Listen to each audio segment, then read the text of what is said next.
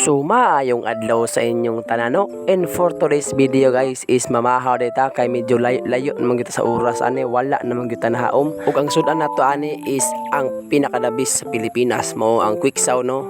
Og walalain kaning galay food. So mo na pinakadabis diri sa bukid no. Og kape ginagmay, kape ni Ching. So karon guys is nag-set up atani kay para goods ba. Then habhab na dayon ta. Let's go. Mao na langay di tagkaon guys no kay nangahoy pa dayon ta. Kay wa naman tay gamiton pang sugnod para sa mga gipangkaon.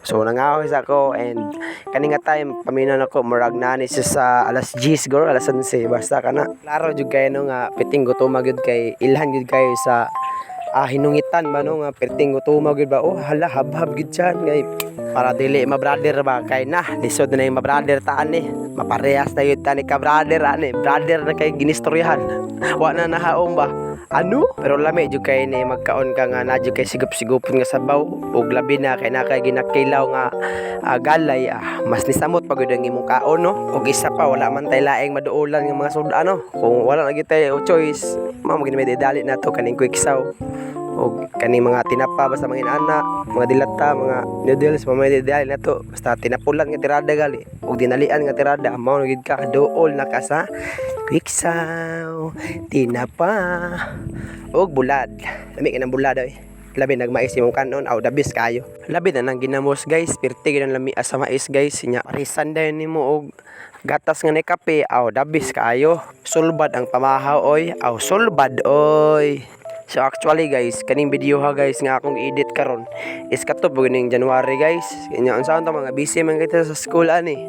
So karon kay higayon na naman kay nag-suspend man ang klase tungod sa ulan, sa rainfall daw kunuhay. Taw kusog mo kay ulan gabi guys maong gisuspend nila ang klase kay delikado na pod ang mga nasa bukid nga na assign nga mga kuan namuyo mga estudyante nga taga didto pod no delikado pod kayo basin magka-landslide simbako lang.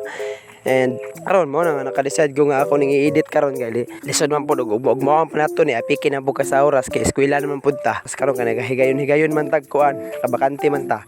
O na nga gi-edit na nako ni guys no.